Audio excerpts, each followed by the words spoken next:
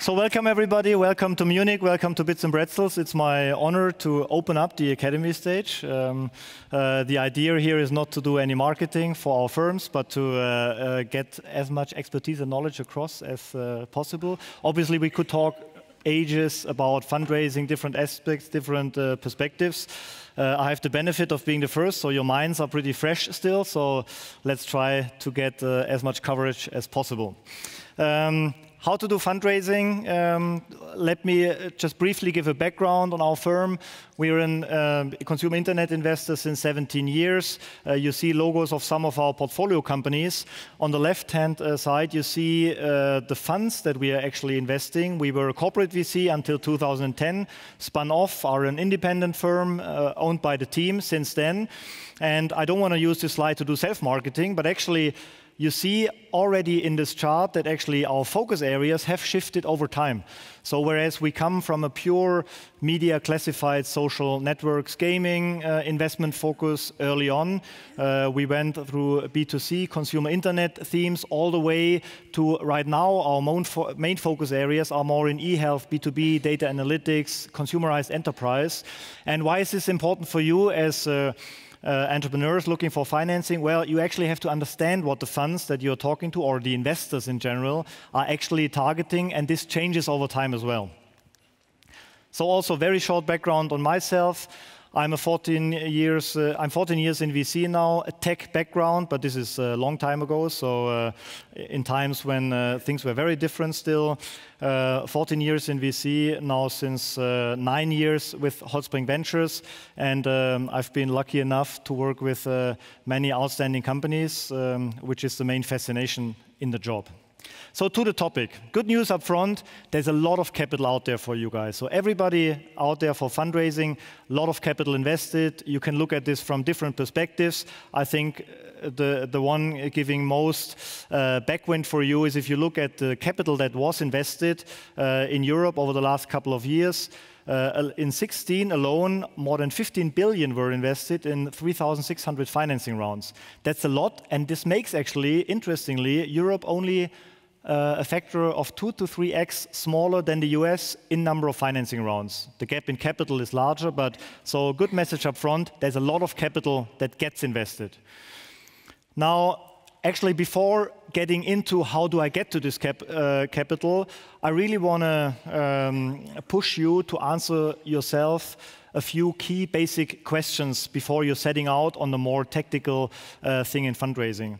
For me, actually, if I were an entrepreneur, the key basic question, which I think not many ask themselves up front, really honestly, is what's the real nature of the business I want to build? How will this unfold over time? Where will I be in the end? What will the company look like? And I just pictured here 4 very different examples. Solando, on the one hand side, fashion tech commerce, everybody of you knows. They raised more than 500 million on their road to IPO.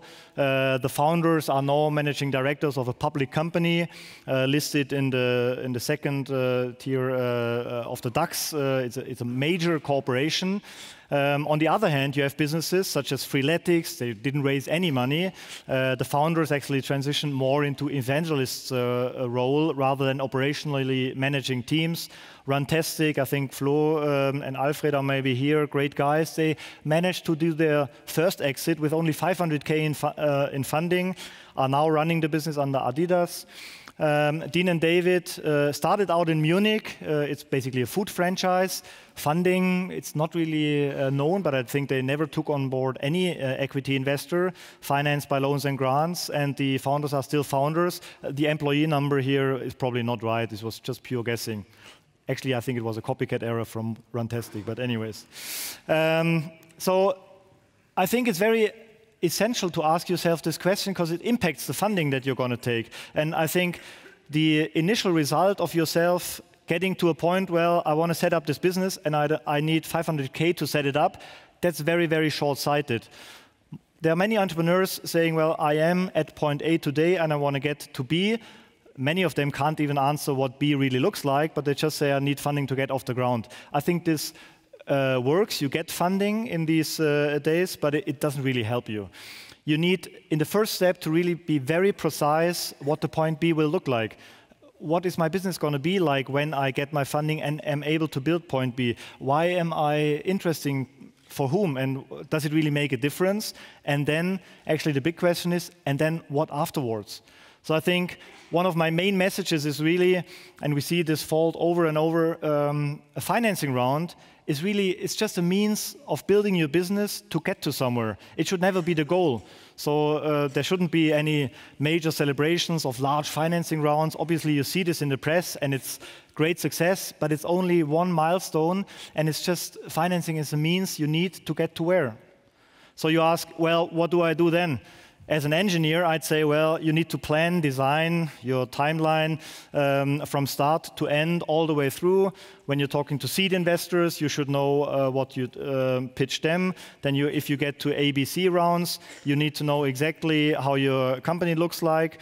So ideally, you would say, I need 500K now to get to my first few customers. Afterwards, I will need 3 million to get another 14 months, after which I will prove that my cohorts are actually strong. Then I will pitch to a 7 million round, which I will actually raise on 32 million pre, because it gets me to X, Y, Z. Obviously, this is impossible. It's good to have such a game plan in the back of your mind, but actually, I've seen an approach extremely successful, which is more really a step planning base, and let's not get too technical, but in the end, you have a master plan in the back of your mind, but you're only executing on the next step.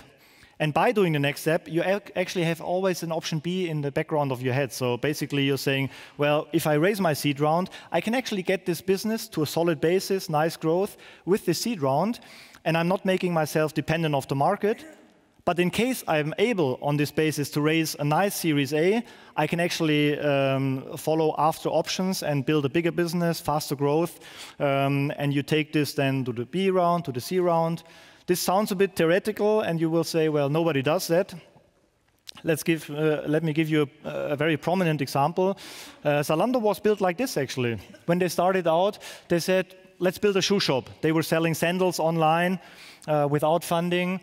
And once they got the initial funding, they say, well, actually, let's try to build a leading 50 million turnover shoe shop. The role model then was a Frontline shop. Some of them might remember.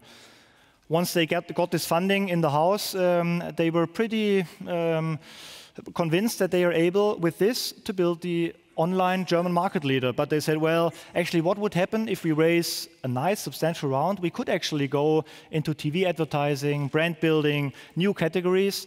They managed to raise this round with Tengelmann, and they took the next step. So with this, it was actually clear they would probably become the national fashion champion. But what would happen if they raise another round? So they tested waters, raised the round with Kinnevik. They were going international, did private label, own logistics. And it continued basically like this, all the way through, cutting this short, to their IPO, when basically now they achieved mass market dominance, probably in the fashion sector across Europe. But it was really built like this. If you ask Robert Gens, they always had a plan A, plan B, testing waters with investors, and never made themselves dependent on the market. So just going briefly through all these stages of building a business, what are actually the sources of capital that you can address for your business? You're probably entrepreneurs at very different stages in their lifetime. Obviously, the sources are very, very different. If you start from C, there are friends, fools, and family, business angels, incubators, accelerators. There's tons of capital out there that's waiting to get deployed to get you through the seed stage. Obviously, you should know then how it continues. In the ABC round, it's a different set of investors. It's VCs, it's corporates, media companies, larger angels, AngelList syndicates, etc. The growth stage is yet another set of investors. You're more talking to growth funds, venture debt providers, some banks grant loans. Don't forget the customers. They are actually a very nice source of financing, as they don't take any equity from your business. And we sometimes feel that companies have forgotten that it's ultimately all about building a profitable business. And if you're profitable, you don't need funding. So the sooner your customers actually finance your business, the better. And then the rest, in the end, you enter the PE world. Once you're profitable, you're targeting an exit, IPO, M&A, etc.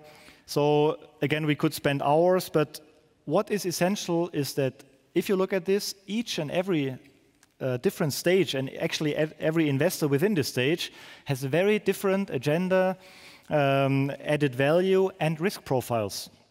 And when you pitch to investors, you should actually be aware of whom you're talking to, why, and what's in for him. And this allow me to briefly give you a short excursus on how actually venture capital works, because it's basically the same for all investors along this chain. So you always have to be aware of the investor side of the business. And the VC side, it's a very simple business model. In the end, we raise capital from investors, here 100 million as an example. We deploy this capital in a portfolio, so it's always in a portfolio approach. At some time, we will divest, we'll hopefully get more money back from the market for those investments, and then we distribute the gains. Most of it goes to investors and some hopefully to the team. Now, on the company side of things, it's very simple metrics. You say, well, the company gets a valuation X, 6 million in this example. We as an investor invest a certain amount, 4 million. For this, we get 40% stake. And then it's all about increasing the value of the business. In this case, we take it to an exit value of 60 million. For 40% share, we would get 24 million, which is a 6x return. So this is basically the two sides of the business. Now, how does this come together for the investor on this portfolio approach? Is if we take a very simple example, we take those 100, let's say we lose about 50%. Hopefully we lose less, but many lose 50%, so 50 are gone. Of the remaining, we say, well, there's a set of companies, maybe 30%, which are fairly successful, and we are able to deliver 2x the money that we have invested. And never forget, for the investors, for the founders of this business, this might be a huge success, as from a valuation of 10 million, they made basically, in this case, 20 million, and with their share, that's pretty life-changing. For us, this means we get from the 30, we get 60 back. So now we have the problem as an investor. Well, in order for us to raise money, we are the highest risk asset class, so to say, abstract. We need to get to 3x on a portfolio aggregated basis. So this means the remaining 20% that are in the fund, they need to deliver 12x so that we, on a fund basis, get to 12x in total. This is just to provide you a glimpse into our world and to make you understand why the investors along this value chain, they are not looking for 1.5x, 2x, 3x. Actually, all the investors, they need to look for mega returns because of their losses, because of the risk that they go. So if you pitch any of the investors along this value chain for their money, it doesn't work out if you pitch them on a valuation or for an exit potential where they can make 2, 3x their money. It doesn't work for us. So it's not because we are super greedy that we always say we need to look for those outliers, mega companies. It's just we need to make our model work. And you should be aware when you're fundraising. In numbers, just to share some stats, it's very typical for VCs. It means that our process of selection is extremely tough. We need to find those few outliers with mega return potential. So our yearly numbers, roughly, we receive 2,000 business plans. We meet 400 teams, 60 due diligences, then end up with 12 deals per year. So by this, you see, it's pretty tough to get through this funnel. There are some shortcuts for entrepreneurs. I will get to this. But in the end, the key message is, if you're in fundraising, the message that you're delivering and you're pitching to investors really must match the profile, the agenda, and the appetite of the investor. Otherwise, it's a waste of time for the investors, but for us, it's not so much time. We can just say it's not for us, but especially for you. So really do your homework because the package needs to meet the investor's demand. So a few case examples for successful fundraisings. Obviously, we could spend hours on this. There are very often there are trigger points allowing a business model to work at a certain point in time. Without going through the details here, every company on this list just had in their moment a perfect match of their messaging, their packaging, the market timing, and how they delivered it exactly to the investor that wanted to see it. So let's take the last one because it's the freshest as an example. Scalable Capital. It's a robo-advisor based in Munich. Eric is, I think, pitching on another stage shortly. Robo-advising was around for ages, but it just came together over the last 2-3 years. From the US, came to Europe. We were lucky enough to be part of it very early, but now everybody is talking about the market timing is just perfect, and this is when the appetite of BlackRock now got to the company, and actually Scalable was thinking about more and more going into B2B from their B2C proposition as of today. And this just matched perfectly from their investment appetite, from their strategy. And it's not something that comes together overnight. This transaction alone has taken them 12 months to close. With this, I think it's a good lead over to getting a bit specific, not say technical, to the process of fundraising. So you say, okay, I answered the basic question. I have a rough idea how this timeline will unfold. I understand the step planning, but still, now I need to get it done. So let's talk a bit about the process. First of all, you just need to be aware, depending on the stage, complexity, etc., this process takes time. And it doesn't only take time until you have an agreement with some investor, but for your business, ultimately, what counts is cash in the bank. So cash in the bank from initial contact to cash in the bank, I think the shortest that we saw is about 4 weeks, which is extremely short, but it can easily take 12 months for a company to fundraise. So please don't add up the numbers and say in the Q&A, well, it doesn't add up to 4 on the left side and 12 to the other side. It's just an example, and there are some shortcuts along this process. So in the end, what are the rough phases when you engage in fundraising? In my view, there's an extremely important preparation phase. And with all projects, some of you, I'm sure, are project management experts, the more energy you put into this process upfront, the more you get the payout for this in the end. So put in the energy in these early phases, which is mainly preparation. Nothing really happens outside, it's just a preparation phase. Then there's a very short phase, which is contacting. Well, you need to reach out to the investors, otherwise they just don't know that you're actually fundraising. Followed by a process phase in which you just have to run through the investment process per se. Then, in my view, an extremely interesting phase, which actually determines the make or break, and especially the terms of your valuation. And you see very clearly in the press, in the market, that some companies excel on this. You need to get momentum in this process. We'll get to this, otherwise it can take forever, and you need to find some means of accelerating this. There's a closing phase, which is pretty technical, but you have to run it through, extremely professional to get it done. And also a phase that is often forgotten is the post-deal phase.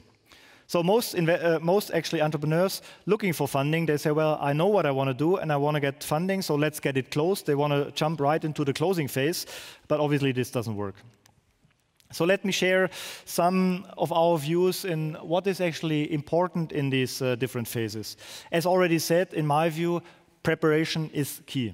So regardless whether this is your first seed round that you're raising and you just need 250,000 to get through the first year, or it's a 100 million round that you're raising with Morgan Stanley to be a world leader in XYZ, you need to have a clear strategy, you need to plan what you do, and you need to prepare your material. And I think this is the key point here, once you contact the market, you should better be ready, have done your homework, and not when you contact an investor and he answers the next day and says, well, show me your business plan. You can't answer, well, actually, I just contacted you. Give me two more weeks to basically get my model ready. It doesn't work. So get prepared. You can network in the market, you can create some buzz around your company, but very carefully, this is not when you're actually actively fundraising. You're still in preparation. You want to get really a sense of what's going on in the market while getting prepared, basically, and doing your homework. Ideally, you get contacted at the end of the phase, so investors kind of hear that there's something going on and ask you whether you're not fundraising. This shifts the whole game of power around from the first phase, would be ideal, but otherwise we are used to being contacted. And actually, there's this myth, you should never contact an investor directly, you should get introductions, you need to meet them. This is good, this helps, but you can nowadays, where actually we see there's a lot of market power with entrepreneurs because there's so much capital, you can just cold contact any investor out there and you will get answers. If not, then you contact us, we will answer you. So actually, for this phase, most of it lies in the preparation phase because as well, you need to ask your questions, whom do I contact, which firm, which person in the firm actually might be best relevant for me. Ideally, you get introductions, you personalize your message to the investor, and then you just shoot it out and you target the investors. Some companies do this kind of stepwise. First, they target the first 10 investors, then the second batch of 10. Either they address first the investors that they really want to get, and if they don't get them, then they address basically plan B. Others turn it around and address first 10 investors where they can dry run their process before they target the investors they really want to get. Our advice is just address anyone at one time. Then the message is out, it's all in sync. You can basically run the process very easily. What helps in this is really you're trying to anticipate the investors. So obviously, as mentioned, when they ask for your business plan, you shouldn't say, well, I'm still working on it. It should be damn ready. Your whole data room should ideally be ready, even if there's not so much in there if you're raising a seed round. But just be prepared and ideally anticipate what the investors are asking. So when you present them customer acquisition costs in a B2C play, pretty sure they will ask, well, how's the retention of those customers that basically you acquired 2 months ago? Then you shouldn't say, well, that's an interesting point. Let me look in my data warehouse, which our CTO is going to set up in 4 weeks. No, you should have it ready. No? So then the process phase, actually, when you contacted the investors, there's just one thing you really want to avoid, and that's basically, I call the flat reject. So when you get an email within 24 hours and saying, well, this is not one for us, yeah, that's, then you could have saved a lot of effort, but something went wrong in this. Either the message was not right for the investor, you didn't do your homework, or something else went wrong. So basically, you just want to get investors engaged, curious. This is all about in this phase. Get them into the process. Take everybody in the firm seriously. Many entrepreneurs make the mistake and think, well, in the firm, if I can only talk to, I don't know what the titles are in there. We don't look so much for titles. If I talk to an analyst or associate, that's really not worth of my time. I want to get to a partner. That's a very bad mistake. You have to take everybody in every firm, regardless of their position, even if they are support staff, assistants, extremely seriously, aside from a human aspect, which should be one of your core values, but that aside, it's just very professional, and you should not underestimate this personal layer. So in this process, you want to get them engaged, you want to get into meetings, you want to get into Q&A calls. Just be extremely flexible. Obviously, investors might have a tough agenda. You might hit holiday season, which you need to respect. So just be flexible from your side, whatever suits for the other side. Get them engaged and curious. And then we are entering this phase, which, as mentioned, I see extremely critical. Somehow you need to get momentum in this process. And here, well, actually, why do you get to momentum? Well, momentum can result in a competitive situation, in better terms for you, but it just also helps to get this thing done. You're probably into the process a couple of months by then, and you need to get to some closing. Now, it often appears that investors are lazy because they take their time, and actually, it's true. We like to take our time. I like to take as much time as possible as I'm allowed. And this is not because I'm lazy, but because we're operating in such a gray zone of information that every single day that I can get longer in this process, I get incrementally 2x, 3x information in the early stages, and even in the back of the process, I get another 10% of information each and every day. So my information and my decision gets better the longer I have time. So obviously, you as an entrepreneur are not interested in too much information because it could go into the wrong direction.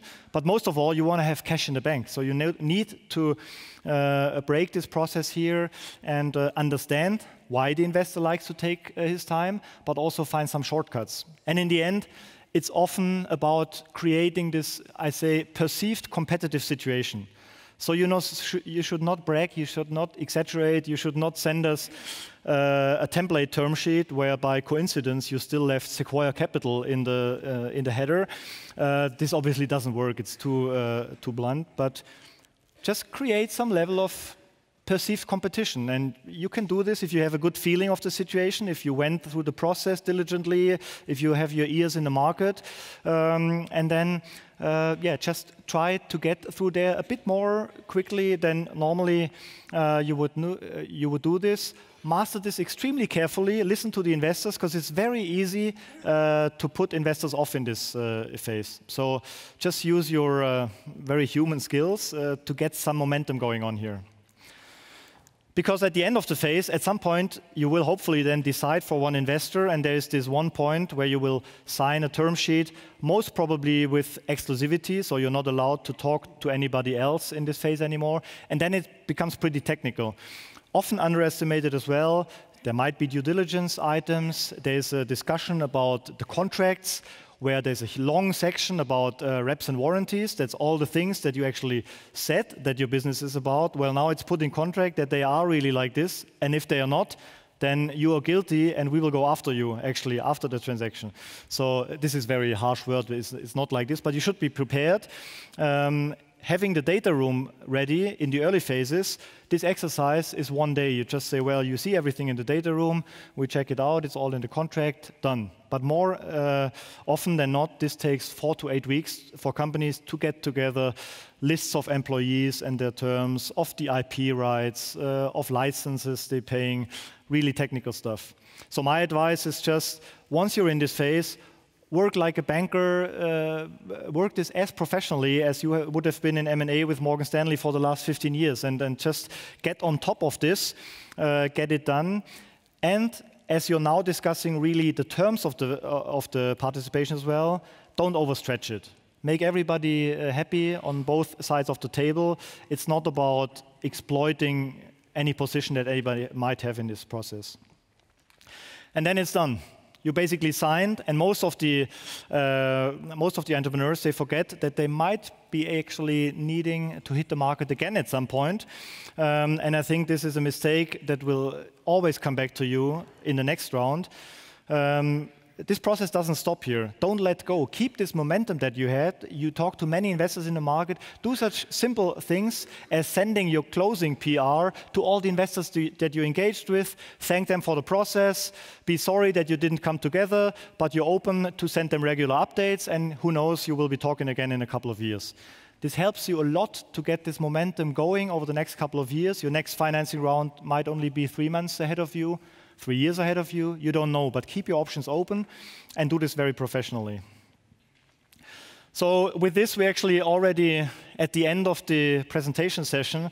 Allow me to share a few personal words here while you're in this process, or if you're not in the process.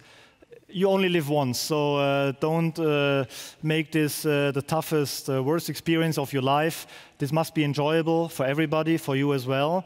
And you should focus on the second and third aspect. What we are doing is making something together, make something bigger, or create something that wasn't there before. So it's not about distributing something from me to you, from you to me, taking something away from anybody else. It's doing something together, creating something new, making things bigger and better for everybody. And by this, convincing somebody in fundraising is actually, it's about sharing a vision. If you don't succeed in convincing an investor, you haven't lost. It's just we didn't find a common vision and mission. It's not about making the investor believe things that you don't believe even yourself. So your core values should really guide you through this process. This is not an exercise that's artificial, that's basically shifting values. It's really let the personal relationships between the people always be the most important guiding principle, and listen to the core values that you grew up with, and never lie, do not brag. It will always come back to you, and you should each evening of your fundraising process stand in front of the mirror and say, well, today was a good day. I lived up to my values. I had good conversations. Some didn't work out, but this is exactly the way that I'm going forward. This should be your guiding principles. We're happy to take this discussion and everything else more technical at our booth, which is around the corner actually from here. And with this, I think I'm quite sharp on time, Miriam. You and are. We're heading into and the before Q&A. you do Thank more you very advertisement. Thank you, Rainer. Take a seat. Yeah. Thank you so much for these insights on very different levels. Some of them very technical, some of them more personal. I really appreciate the mix. So let's see what the questions were in the room. For those who came later into the room, you can post your questions on Slido.com, use the hashtag Bits17, and then we will find and see the questions you have. You can like the questions that you also wanted to ask, so they will pop up at top of the list, and we will have a look together now what the questions in the room were. So question number one is, what is your approach to an early stage company valuation? So pretty much, let's first translate what that means. There is a company with a fantastic idea, but actually not much traction. And you still have to find a way to evaluate that. Sure, I mean, this is a key question when getting to terms. Obviously, there's no technical answer. There are technical approaches like DCF, multiple methods, etc. In the end, it's a question about our experience values, what we see as the potential of this company, and then translating this back to our starting point. What's the terms that make an entering for us interesting now that you understand our fund model? But also it's about, again, competitive dynamics. Obviously for us, the lower the better, but there is actually a boundary. We don't push this because we want to have founders own a substantial stake of the business. So a lot of fluffy words. In the end, you're always in those brackets between 2 million to somehow 8 million for very early rounds, depending on whether it's huge potential or just very huge potential. These are more experience values. Okay, so let me ask you a follow-up question. I know that we all hear it over and over again as entrepreneurs. Yes, we are investing into people and not into business idea. And still, the moment you're evaluating the potential, you still have to look at, what's happening and going on in the market. So how do you balance those two? Yeah, I think we take a bit of a different approach. There are many investors saying that they finance only teams and not the markets and ideas. We finance the markets and ideas, and obviously the people have to match this. So for us, market opportunity, potential size, approach, segment, this is the key criteria. And then this has the benefit for the entrepreneur. If the team is not complete, or even if an entrepreneur approaches us and says, well, I'm not the CEO that's going to run this through growth phases. Let's work together to complement the team. Do you like that? Completing a team? We like it. I mean, obviously, we like it if a team is complete from day one and stays like this all the way through. It's not. But if we are convinced by the idea, then we do this, and we do this in, I would say, at least 50% of the companies. But to be honest, it's not your preferred. It's not the preferred route. No. Okay, thank you for that clear answer. The preferred route is having a complete team from day one. Okay. So I love this next question. What is your opinion on financing your startup via ICO, so via cryptocurrency?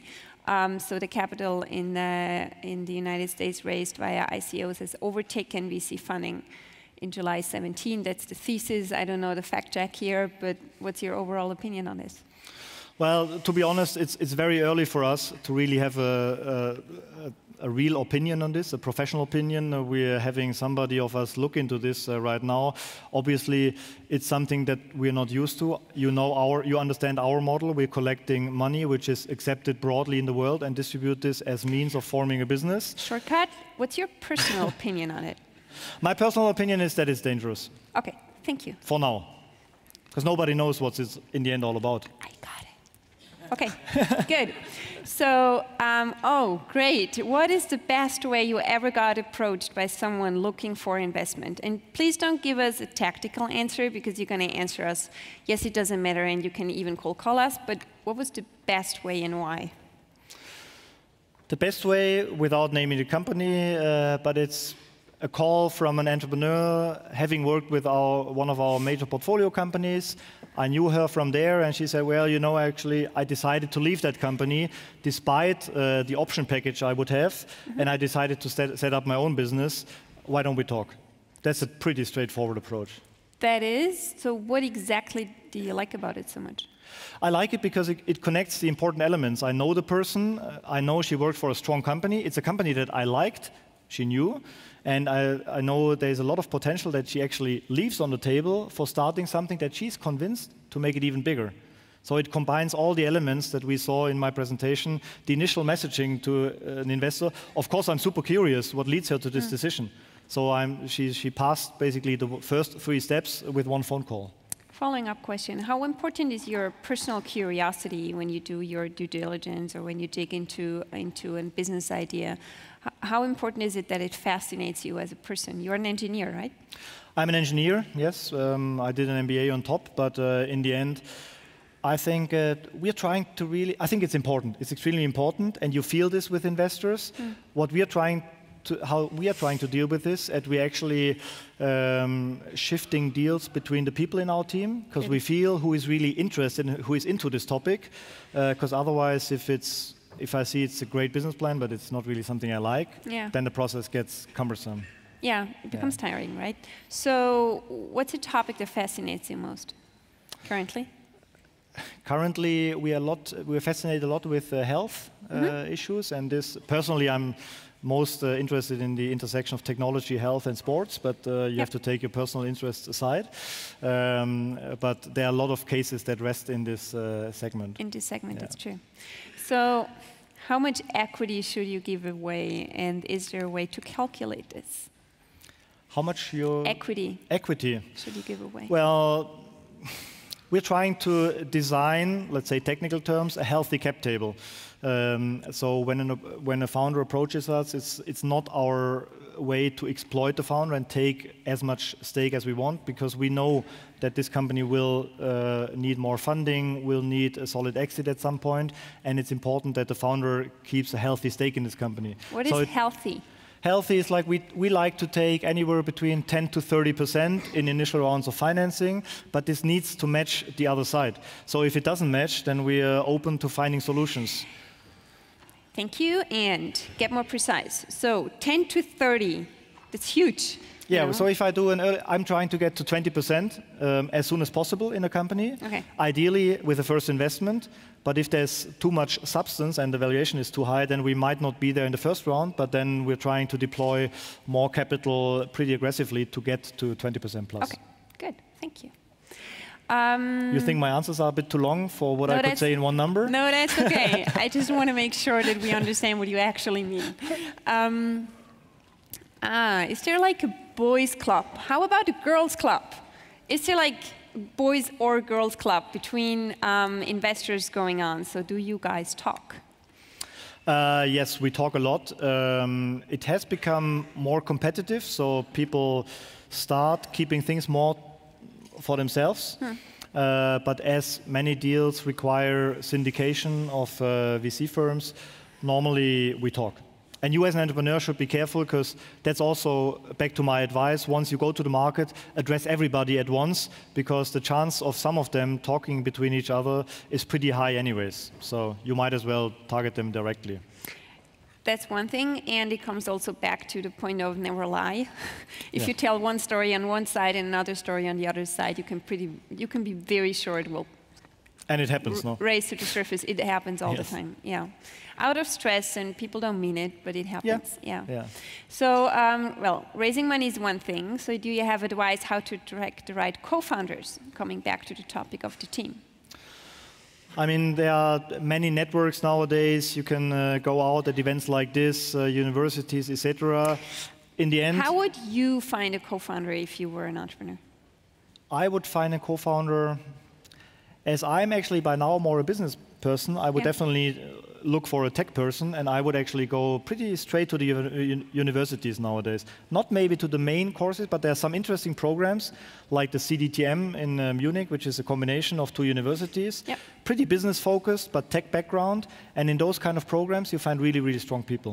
That's Okay, a good so you source. will go to For university. technical people, if you need a business co-founder, you could target investment banks and look at the profiles of people working for large consultancies. For experienced people already in startups, LinkedIn is doing a good job there for you. Yeah. So. Okay, good, thank you. If you had female and male founders, who should do who should do the pitching and negotiation, having in mind that female founders get less money versus shares? I'm not so sure if that's still true. Yeah, I think the second part is definitely not true. So, I mean, in the market, there's definitely a tendency of still men having an overweight, but I think there are many reasons not to explore here. But there is no difference between female and male founders, and I think pitching qualities are much more dependent on the personality, background. If I look into our portfolio, I would say that actually female founders have pitched better, but that's independent of their gender. That's just looking at our experience. But do you still, if you were doing a guess, and then we're going to leave that slightly dangerous topic, do you have any idea why that's the case? Maybe it's only the perception that's the case. Yeah. I'm not, well, I think trying to put this in a short answer, I think just the traditional career paths that lead into the industry we are in, both the entrepreneur side and the investor side, are basically origins which are more male-dominated. Investment banks, tech professions, consultancies. You have much more male professionals in those industries, and they basically feed our industries. So for me, it's only a time lag. I think as now you see much more women going into tech, you will see more women entering the startup phase, and it'll just take another 5 to 10 years. It's another very diplomatic answer, if I might say.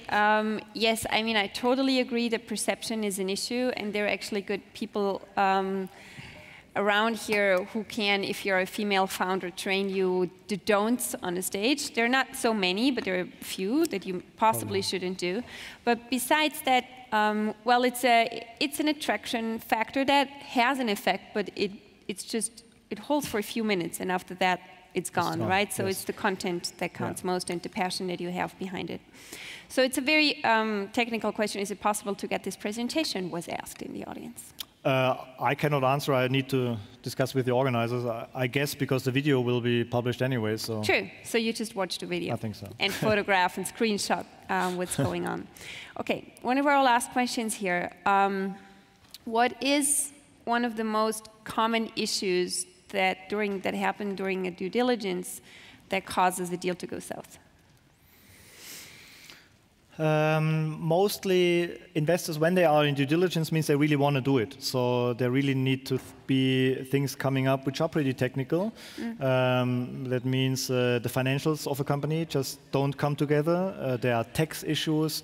There are technical IP issues. So it's really stuff that if you do the preparation phase, there is no failure in that phase. I remember during our due diligence phase that we were running presentations and we were printing our material while the taxi was waiting on the street to get us to our investors. So even though we were preparing for a month, the stress at that very point in time is the highest I've ever experienced. Yes. But yeah, it went through, so everything was fine at the end. Nice. Are you still fundable after you have done an equity round on crowdfunding? That's a very good question. I think yes, for sure. There are always solutions. It's a bit, I think investors are a bit more careful than if you approach them with kind of a traditional cap table. But by now you've seen some companies go through it, through these crowdfunding restructurings. So I think the short answer would be yes, but do your homework even more upfront, that you have a solution how to basically clean this up or how to transform it. Clean it up is a bit negative. Yeah. Just a little bit. Yes. That's okay. So Rainer, as the last question, if I may, which I would ask you, you showed at the very beginning a slide that, you know, where you kind of proved the years of experience you have in that field, which are many. So why are you still doing what you're doing?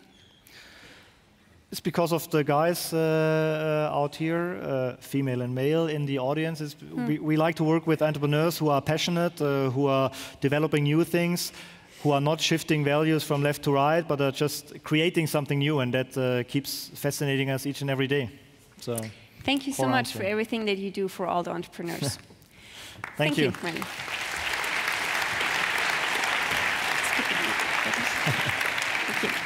Thank you. Please.